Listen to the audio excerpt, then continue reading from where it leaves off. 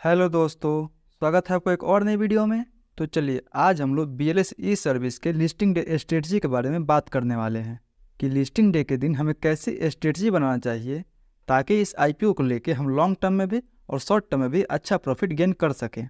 तो स्ट्रेटजी के बारे में तो हम वीडियो के अंत में बात करेंगे, लेकिन उससे पहले अगर आप चैनल पर नए हैं तो कृपया चैनल को सब्सक्राइब कर बेल नोटिफिकेशन को भी ऑल पे सेट कर ले। तो चलिए वीडियो में आपका बिना समय गंवाए सीधा आगे बढ़ते और सबसे पहले देखते इसके अलॉटमेंट एंड इसके लिस्टिंग डेट के बारे में। तो देखिए इसका जो अलॉटमेंट है वो पहले ही KFinTech वेबसाइट पे आ चुका है। आई होप कि आप सबने अपना अलॉटमेंट चेक कर लिया होगा, और अगर अभी तक आप अपना अलॉटमेंट चेक नहीं किया है तो मैं डिस्क्रिप्शन में लिंक दे दूंगा, आप लोग अपना अलॉटमेंट वहाँ से चेक कर सकते हैं। और कौन कौन इस IPO में अप्लाई किया था और किसको किसको इसका अलॉटमेंट मिला हुआ है वो मुझे कमेंट करके ज़रूर बताएं, क्योंकि जिनको जिनको इसका अलॉटमेंट मिला हुआ है उनको तो काफ़ी लॉटरी लगने वाली है। तो वहीं अब अगर हम इसके लिस्टिंग डेट के बारे में बात करते हैं तो इसका जो लिस्टिंग है वो हमें 6 फरवरी को देखने को मिल जाएगा, यानी ये ट्यूसडे को मार्केट में लिस्ट हो जाएगा।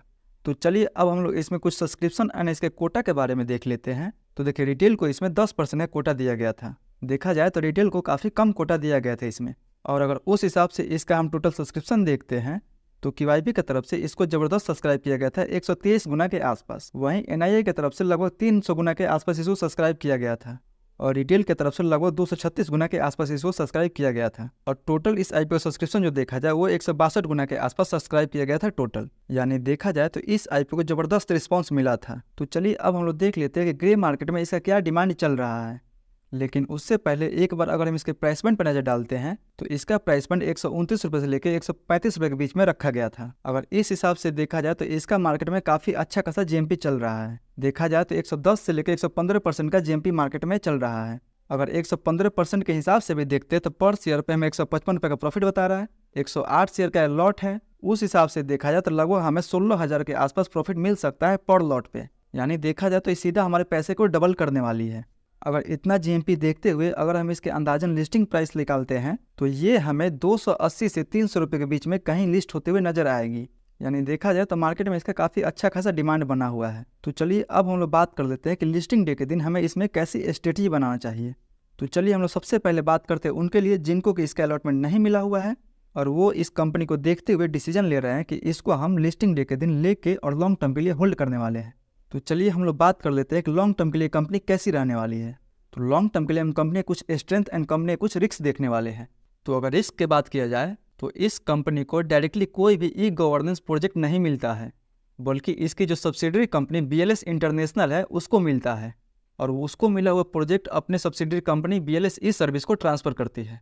वहीं इस कंपनी का 60% से ज़्यादा रेवेन्यू बस एक सिंगल PSU बैंक से आता है, और अगर इस बैंक के साथ इसका एग्रीमेंट कैंसिल हो गया तो इसका इम्पैक्ट हमें कंपनी के ऑपरेशन और कंपनी के प्रॉफिट पे पड़ सकता है। और वहीं कंपनी का प्रेजेंस बस 3 स्टेट में पंजाब, UP और वेस्ट बंगाल में है, और 2016 में पंजाब स्टेट ई-गवर्नेंस सोसाइटी इस कंपनी का मास्टर सर्विस एग्रीमेंट कैंसिल कर दिया था। तो अगर इस हिसाब से देखा जाए तो इस कंपनी पे आगे भी ऐसी रिस्क बन सकती है जो इसके सीधे रेवेन्यू पे असर डाल सकती है। तो चलिए अब हम लोग इस कंपनी कुछ स्ट्रेंथ के बारे में देख लेते हैं। तो कंपनी का रेवेन्यू अलग अलग सर्विस से आता है, और ऐसा नहीं है कि कंपनी अपने रेवेन्यू के लिए किसी एक सर्विस पे डिपेंड है, और ये कंपनी के लिए बहुत अच्छी बात है कि कंपनी का रेवेन्यू अलग अलग सर्विस से आता है। वहीं ये company asset light business model पे काम करती है, यानी कंपनी कैपिटल एक्सपेंडिचर पे बहुत कम खर्चा करती है, और ये मर्चेंट पार्टनरशिप पे निर्भर है। यानी देखा जाए तो इस कंपनी को बड़े बड़े इंडस्ट्री लगाने की कोई ज़रूरत नहीं है। वहीं ये कंपनी गवर्नमेंट के साथ मिलकर सोशल एंड फाइनेंशियल इंक्लूजन पर फोकस करती है और अपना सर्विस ग्रामीण इलाकों तक प्रोवाइड करती है। वहीं कंपनी का फंडामेंटल भी बहुत अच्छा है, क्योंकि एक तो कंपनी प्रॉफिटेबल है और दूसरी वहीं कंपनी के पास कोई उधारी नहीं है, यानी कंपनी पूरी तरह से डेप्ट फ्री है। यानी अगर कुल मिला के देखा जाए तो कंपनी लॉन्ग टर्म के लिए तो काफ़ी अच्छी है, और कोई भी डिसीजन लेने से पहले एक बार इसका रिव्यू ज़रूर देख लें, जिससे आपको डिसीजन लेने में आसानी होगा। और इसका रिव्यू का लिंक आपको डिस्क्रिप्शन और आई बटन में मिल जाएगा। तो चलिए अब हम लोग बात करते हैं उनके लिए जिनको कि इसका अलॉटमेंट मिला हुआ है वो आगे क्या करे, वो इसमें बने रहे या सेल करके निकल जाए।